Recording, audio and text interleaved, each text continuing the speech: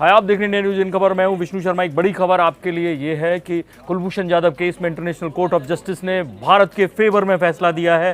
पाकिस्तान को बड़ा झटका लगा है। जो 16 जज थे, जिनमें से एक एडॉक जज शामिल किया गया था पाकिस्तान का, केवल एक वोट पाकिस्तान के उसी जज ने उनको दिया है। बाकी 15 के 15 वोट इंडिया के फेवर में आए। वो फैसला आपको सुना देता हूँ। और ये एक तरह से सब लोगों ने बिना किसी विरोध के फैसला दिया है, क्योंकि ये दिया है, देखिए, find that it has jurisdiction of the basis of Article 1 of the optional protocol concerning the compulsory settlement of dispute to the Vienna Convention के आधार पर होगा, जिनमें उसे काउंसलर रिलेशंस जी 24 अप्रैल को बात की है, ये 1963 की, कि to entertain the application filed by the Republic of India on 8 May. ये 8 मई को जो आया था उसके बारे में उन्होंने बताया कि 15 वोट टू 1, 15 वोट मिले हैं, जिसको जो पाकिस्तान का एक वोट था। बाकी जो फेवर में वोट हैं प्रेसिडेंट यूसुफ ने दिया है, जो सोमालिया के हैं। वाइस प्रेसिडेंट जो हैं ये चाइना की हैं, इन्होंने भी पाकिस्तान के विरोध में वोट दिया है। बाकी जितने भी अब्राहम सारे जितने भी यहाँ गाज़ा के हैं, भंडारी हैं, दलवीर भंडारी, इंडिया के भी जो जज थे, उन्होंने भी इन्हीं के फेवर में दिया है। और जो बड़ी बात ये है कि आखिर ये लोग जानना चाहेंगे कि पॉइंट्स, जिसने ये कहा है कि that by not informing mister Kulbhushan Sudhir Jadhav without delay of his rights under article 36 paragraph 1B of the Vienna convention और consular relations, the Islamic republic of Pakistan breach the obligations incumbent upon it under that provision. इस प्रावधान का उन्होंने, पाकिस्तान ने, उल्लंघन किया है। और इसका मतलब क्या होता है वो समझिए कि आईसीजे ने इंडिया के फेवर में किया है। और इन्होंने कहा है कि जाधव का जो राइट था कि काउंसलर एक्सेस मिले और नोटिफिकेशन हो, वो चीज़ नहीं की गई।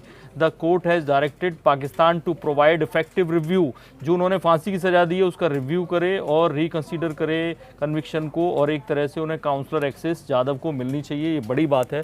तो जो बात की गई आर्टिकल 36 वियना कन्वेंशन की, उसके बारे में तिवारी जी बताएंगे। विद्याशंकर तिवारी जी। देखिए, दरअसल इसमें 36 ये कहता है कि जब कोई विदेशी नागरिक किसी देश में पकड़ा जाता है तो 1963 में जो वियना कन्वेंशन हुआ था उसके मुताबिक तत्काल आप कॉन्सुलेट एक्सेस देंगे उस तक, यानी कि वहाँ का, उस देश का राजनयिक उस तक जाएगा, यानी कि जो पकड़ा गया उस तक, और उसे लीगल एड मुहैया कराएगा। इसका पाकिस्तान ने पालन नहीं किया था, क्योंकि पाकिस्तान ने शुरू से ये शो किया कि बेशक उसने ईरान से अबडक्शन किया था, किडनैप किया था जाधव को, लेकिन दिखाया ये कि उन्हें जासूसी के आरोप में पकड़ा गया है, इसलिए उसने काउंसुलेट एक्सेस दिया ही नहीं था। तो यही 36 कहता, और इसी आधार पर यह फैसला आया है कि सबसे पहले आप काउंसुलेट एक्सेस दीजिए, और चूंकि आपने एक्सेस नहीं दिया और इनको ये सजा दे दी है, लिहाजा उस सजा पे आप पुनर्विचार कीजिए, उसको रिव्यू कीजिए। तो इस तरह से ये भारत के हक में बहुत बड़ा फैसला है। अब पाकिस्तान को फिर से सोचना पड़ेगा, उसकी अदालत को सोचना पड़ेगा।